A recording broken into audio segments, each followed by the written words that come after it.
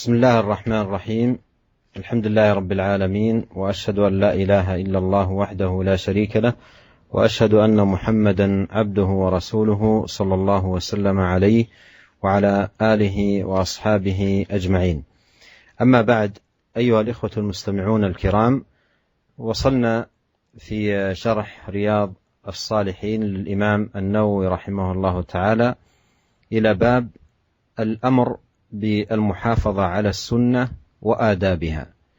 وهذا أيها الإخوة الكرام باب عظيم يجدر بكل مسلم أن تعظم عنايته به، وأن يكون للسنة في قلبه مكانة، وأن تكون لها منزلة، بحيث إذا بلغه الحديث عن رسول الله صلى الله عليه وسلم يأخذه مأخذ الجد والإقبال وانشراح الصدر، لأن الأحاديث هي كلام رسول الله عليه الصلاة والسلام، وهو مبلغ عن الله تبارك وتعالى، فكان متأكدا على كل مسلم أن يتلقى أحاديث الرسول عليه الصلاة والسلام بانشراح صدر وإقبال نفس وقبول لها، كما قال الإمام الزهري رحمه الله: من الله الرسالة، وعلى الرسول البلاغ، وعلينا التسليم. والإمام النووي رحمه الله ذكر في هذه الترجمة أحاديث كثيرة في تعظيم السنة وأهمية المحافظة عليها ومراعاة الآداب العظيمة مع سنة النبي الكريم عليه الصلاة والسلام، والحذر الشديد من مسالك أهل الانحراف وأهل الخلل الذين ربما أن بعضهم يستهزئ بالسنة أو يسخر بشيء من أحاديث الرسول عليه الصلاة والسلام، أو أيضا يتلقاها بعدم التقبل لها، أو أن يظن أنها مثلا لا تناسب زمانه أو وقته أو نحو ذلك، إلى غير ذلك من الأمور التي قد يبتلى بها بعض الناس. والإمام النووي رحمه الله ساق أولا آيات كثيرة من القرآن في التأكيد على العناية بالسنة، وهذه الآيات الكثيرة وإن كان لم يستقصي لأنه في تمامها قال الآيات في الباب كثيرة، هي أيضا تتضمن الرد على من يزعم أنه لا يحتج إلا بالقرآن ويرد حديث الرسول الكريم عليه الصلاة والسلام.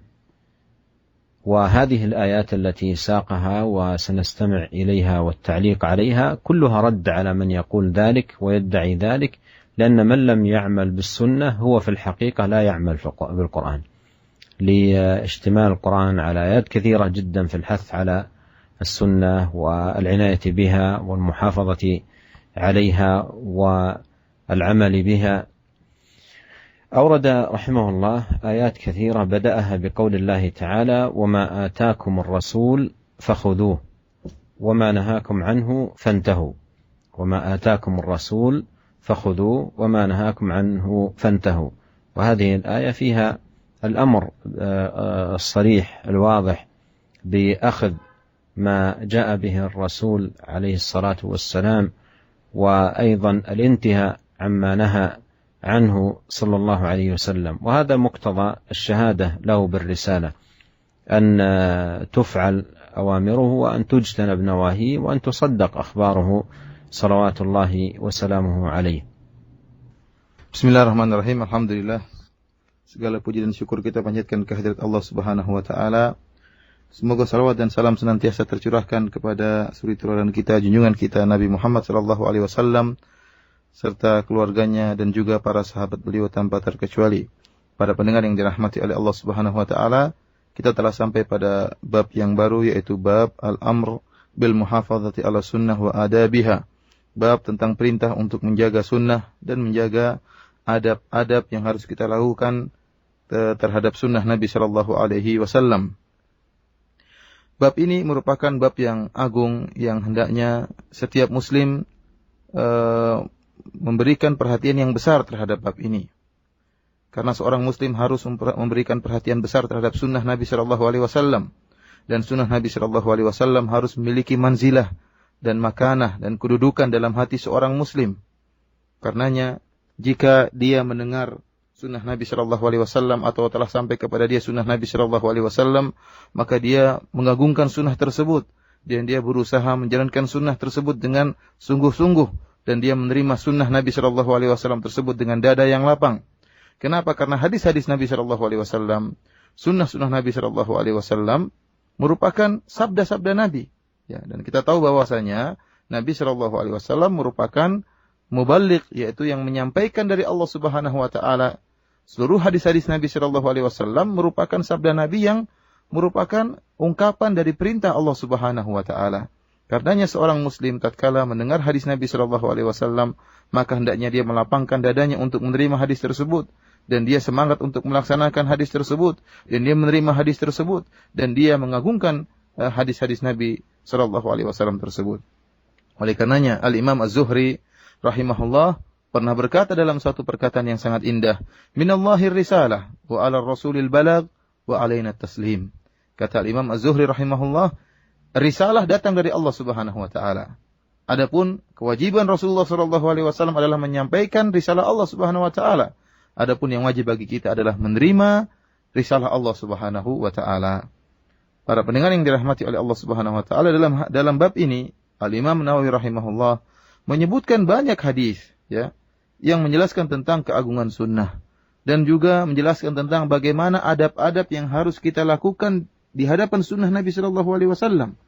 Serta Al-Imam Nawawi rahimahullah memperingatkan dengan peringatan yang keras akan sikap-sikap orang-orang yang tidak beradab dengan sunnah. Orang-orang yang melakukan kesalahan-kesalahan terhadap sunnah Nabi sallallahu alaihi wasallam, tidak mengganggukan sunnah Nabi sallallahu alaihi wasallam. Karena sebagian orang-orang ada yang mereka mengejek sunnah Nabi sallallahu alaihi wasallam, mentertawakan sunnah Nabi sallallahu alaihi wasallam, tidak menerima sunnah Nabi sallallahu alaihi wasallam dengan dada yang lapang, atau menolak sunnah Nabi sallallahu alaihi wasallam dengan berbagai macam alasan. Ada yang mengatakan bahwasanya sunnah Nabi sallallahu alaihi wasallam sekarang tidak sepadan lagi dengan zaman kita, ya, atau dengan alasan yang berbagai macam, tidak sepadan dengan akalnya dan macam-macamnya. Yang kita dapati sebagian kaum muslimin tertimpa penyakit ini.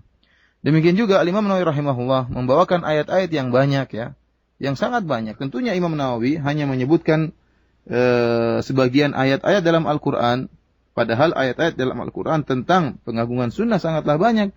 Karenanya di akhir tatkala Imam Nawawi menyebutkan ayat-ayat tersebut, beliau mengatakan wal ayatu fil babi katsirah, dan ayat-ayat tentang hal ini, tentang agungnya sunnah dan tunduk kepada sunnah Nabi sallallahu alaihi wasallam banyak. Akan tapi beliau menyebutkan beberapa ayat yang ayat-ayat tersebut juga mengandung bantahan terhadap orang-orang yang menolak sunnah, orang-orang yang tidak menerima sunnah sebagai hujjah, orang-orang yang mengatakan bahwasanya kita hanya menjalankan Al-Qur'an, tidak perlu kita menjalankan sunnah.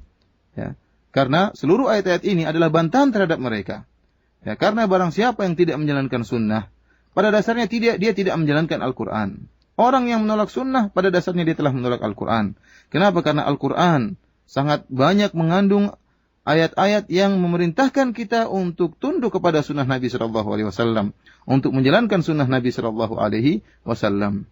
Para pendengar yang dirahmati oleh Allah Subhanahu wa taala, Al-Imam Nawawi rahimahullah membuka ayat-ayat yang menjelaskan perintah untuk menjaga sunnah Nabi dengan ayat yang pertama, yaitu firman Allah Subhanahu wa taala, "Wa ma ataakumur rasulu fakhudhuh, wa ma nahakum anhu fantahu."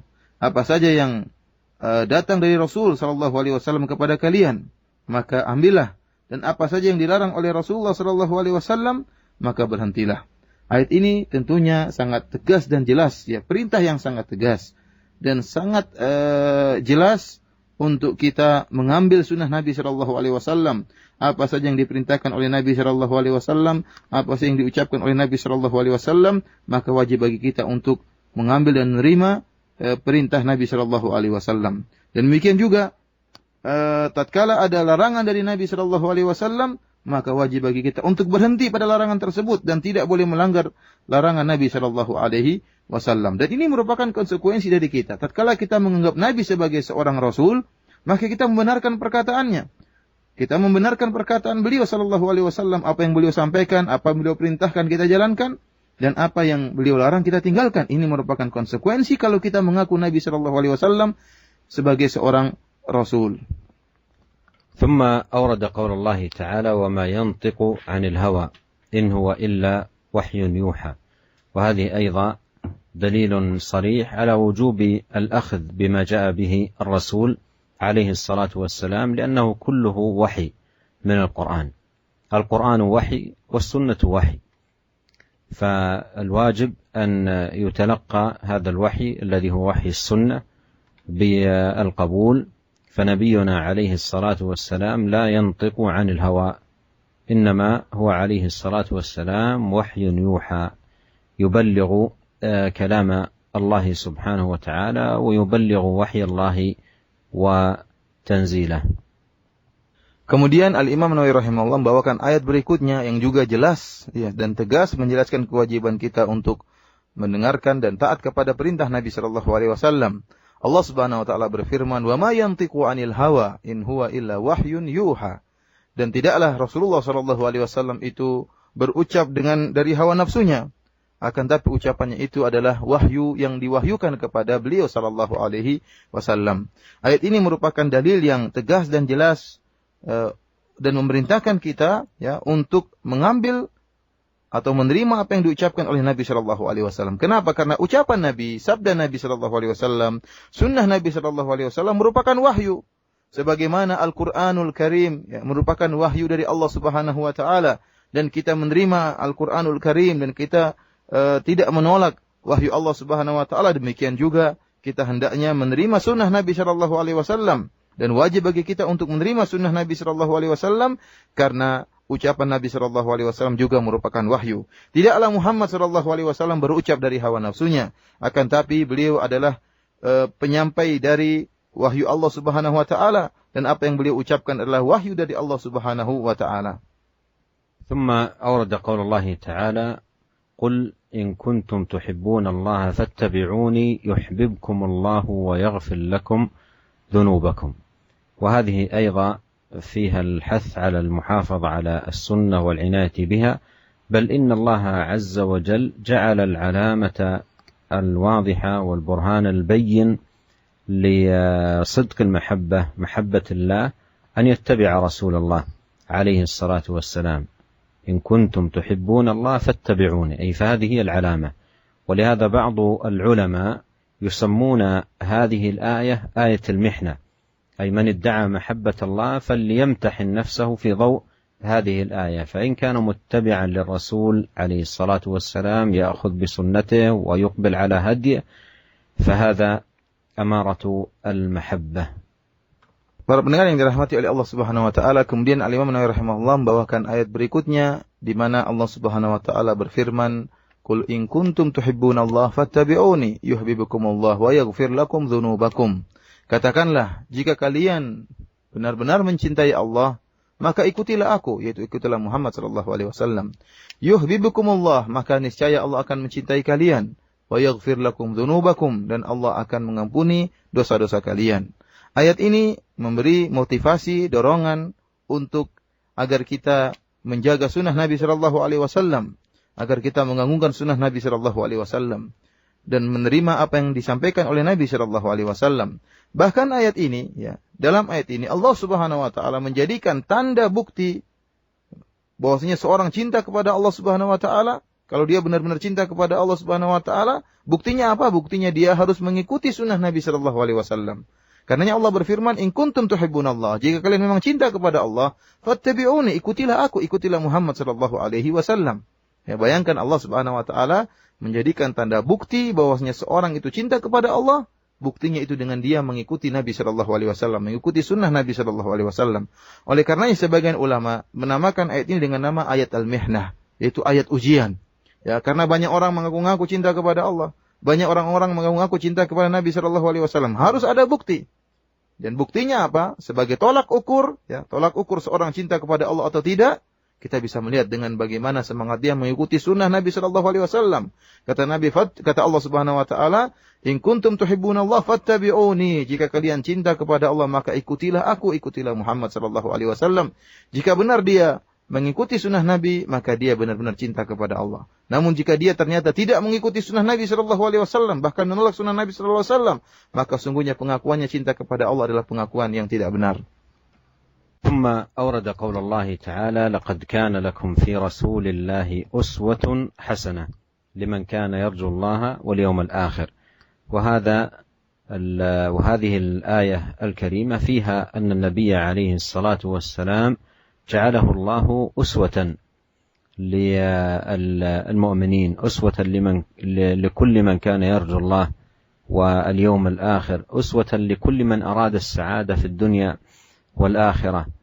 فمن اتسى به واقتدى بهديه وأخذ بسنته عليه الصلاة والسلام كان من السعداء المفلحين، ومن ضيعها فإنه حرم نفسه من الخير ومن السعادة.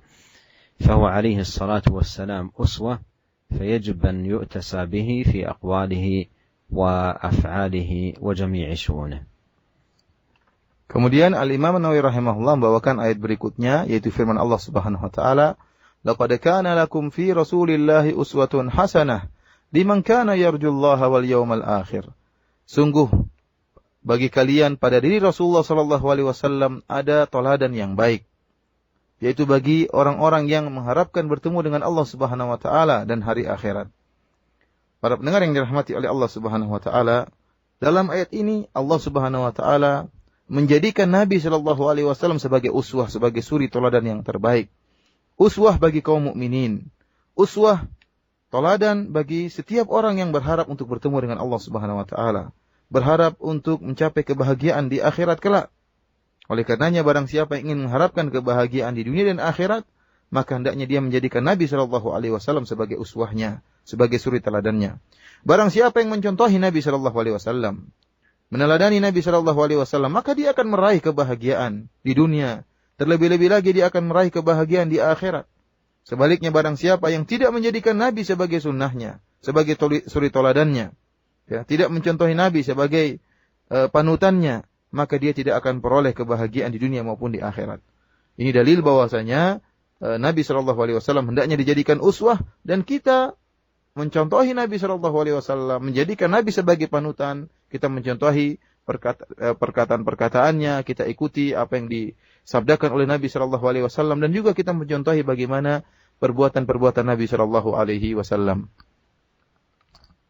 ثم أورد قول الله تعالى: فلا وربك لا يؤمنون حتى يحكموك فيما شجر بينهم ثم لا يجدوا في أنفسهم حرجا مما قضيت ويسلموا تسليما.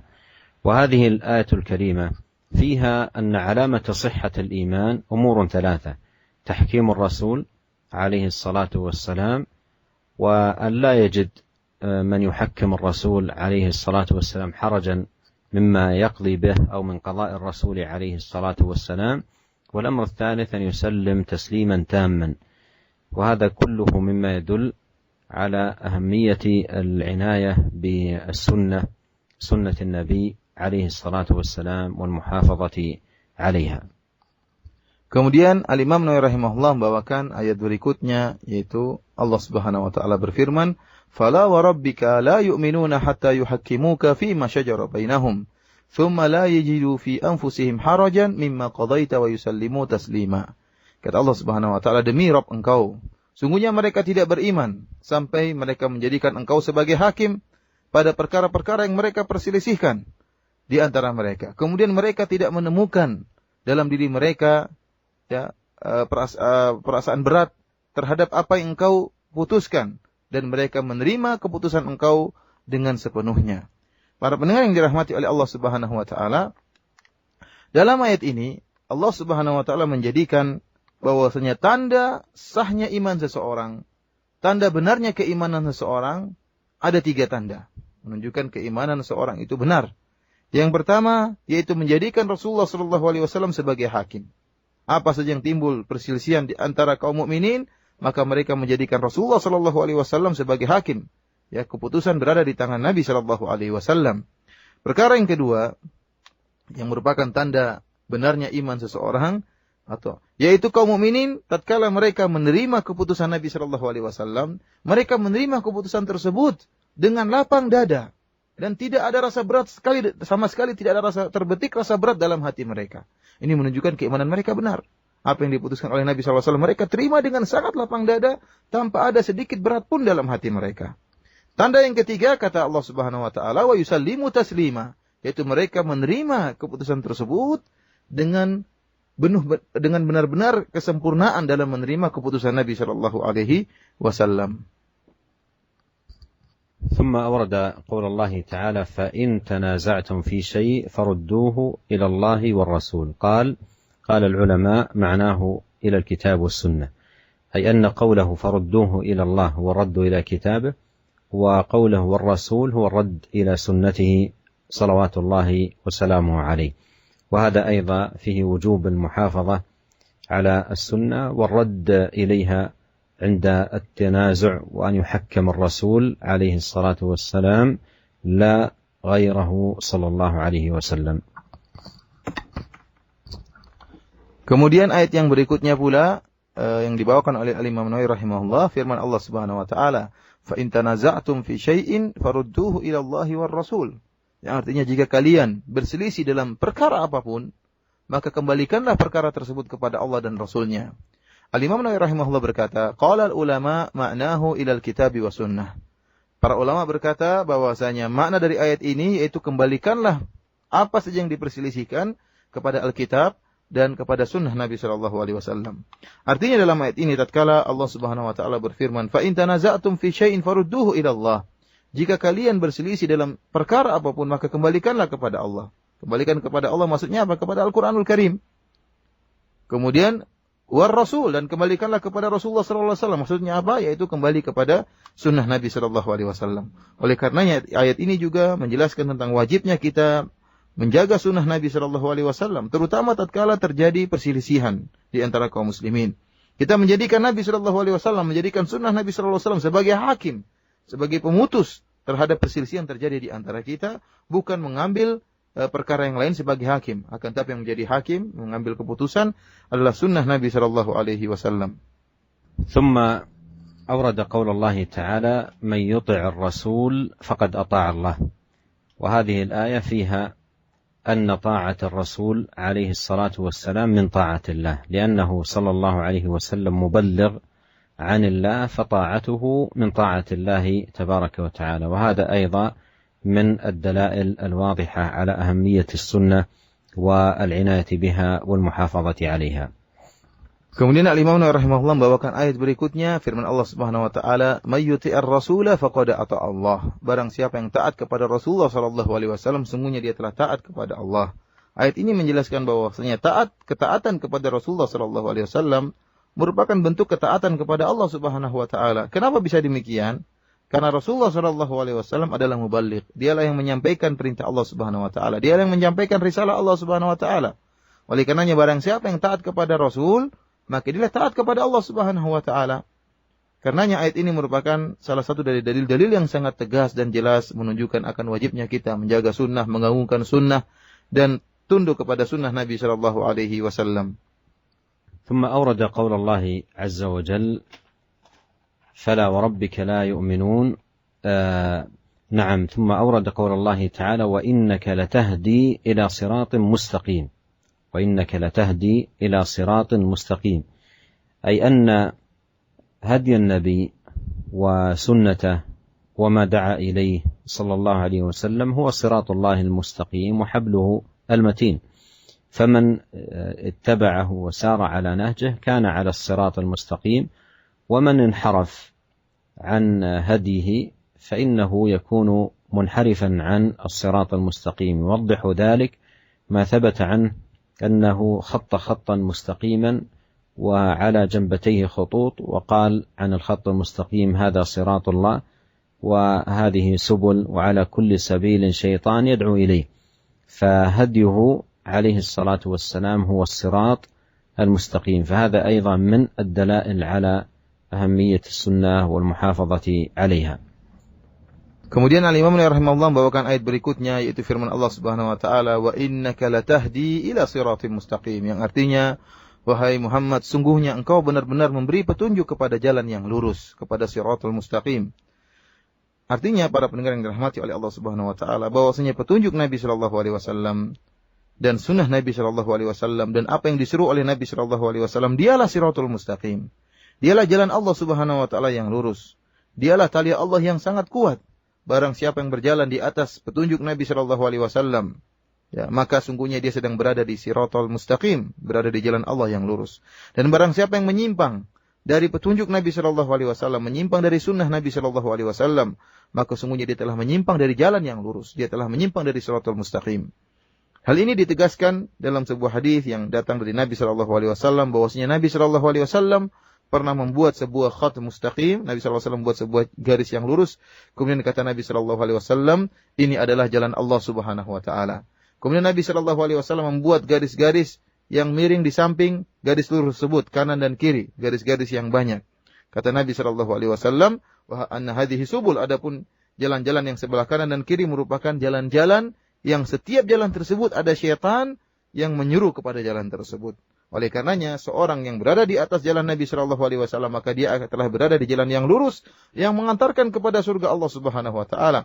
Adapun yang menyimpang dari jalan Nabi sallallahu alaihi wasallam, maka dia akan terjerumus dalam jalan-jalan yang diseru oleh syaitan.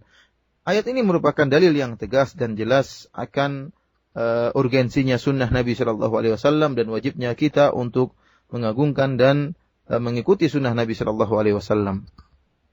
ثم أورد قول الله عز وجل: فليحذر الذين يخالفون عن أمره أن تصيبهم فتنة أو يصيبهم عذاب أليم. والآية فيها خطورة المخالفة لأمر النبي عليه الصلاة والسلام، وأن المخالف للسنة على خطر عظيم أن تصيبه فتنة أو يصيبه العذاب الأليم.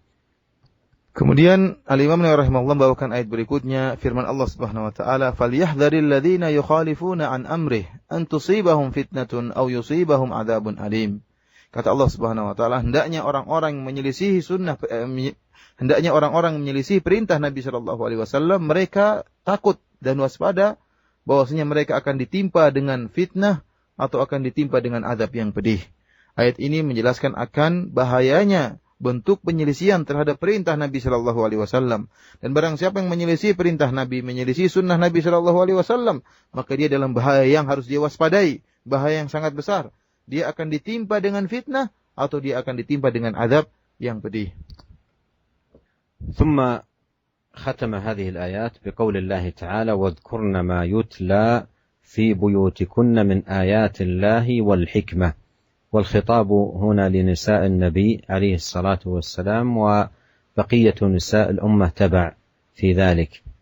وقوله من آيات الله أي القرآن، والحكمة أي السنة، سنة النبي الكريم عليه الصلاة والسلام. ثم ختم الإمام النووي رحمه الله سرده لهذه الآيات الكريمات بقوله: والآيات في الباب كثيرة، مشيرا إلى أن القرآن مشتمل على آيات كثيرة جدا فيها الأمر باتباع السنة والأخذ بما جاء به الرسول الكريم عليه الصلاة والسلام، والمحافظة على هديه القويم صلوات الله وسلامه وبركاته عليه. Kemudian Al-Imam rahimahullah menutup ayat-ayat dengan ayat yang terakhir, kata beliau, yaitu firman Allah Subhanahu wa taala, "Wa dzkurna ma yutla fi buyutikunna min ayatillahi wal hikmah." Nah, hendaknya kalian istri-istri Nabi ingatlah apa yang dibacakan di rumah-rumah kalian dari ayat-ayat Allah Subhanahu wa taala dan al-hikmah. Ayat ini, ya, kalau kita perhatikan dalam ayat ini khitab, ya, yang diajak berbicara dalam ayat ini adalah istri-istri Nabi sallallahu alaihi wasallam, istri-istri Nabi sallallahu alaihi wasallam, para ummahatul mukminin, dan hukumnya sama, ya, dengan para wanita-wanita kaum muslimin yang lainnya. Ya, mereka mengikuti perintah Allah yang diperintahkan kepada para ummahatul mukminin. Allah Subhanahu wa taala menyebutkan dalam ayat ini, "Wadhkurna ma yutla fi buyutikunna." Wahai istri-istri Nabi, ingatlah apa yang dibacakan di rumah-rumah kalian dari ayat-ayat Allah, min ayatillahi wal hikmah. Ayat-ayat Allah yaitu Al-Qur'an, wal hikmah yaitu sunnah Nabi sallallahu alaihi wasallam. Oleh karenanya ayat ini menjelaskan tentang pentingnya kita mengingat Al-Quran dan juga mengingat hikmah, yaitu mengingat sunnah-sunnah Nabi Shallallahu Alaihi Wasallam. Dan ayat-ayat yang berkaitan dengan perintah untuk mengikuti sunnah Nabi Shallallahu Alaihi Wasallam, mengagungkan sunnah Nabi Shallallahu Alaihi Wasallam sangatlah banyak dalam Al-Quran. Oleh karenanya Al-Imam Nawawi rahimahullah setelah menyebutkan ayat-ayat tadi, beliau mengatakan wal ayatu fil babi katsirah, dan ayat-ayat yang berkaitan dengan hal ini sangatlah banyak dalam Al-Quran, yaitu yang berkaitan tentang agungnya Al-Quran, wajibnya kita mengikuti sunnah, wajibnya kita untuk menjaga sunnah, bagaimana beradab yang benar di hadapan sunnah Nabi Sallallahu Alaihi Wasallam sangatlah banyak dalam Al-Quranul Karim.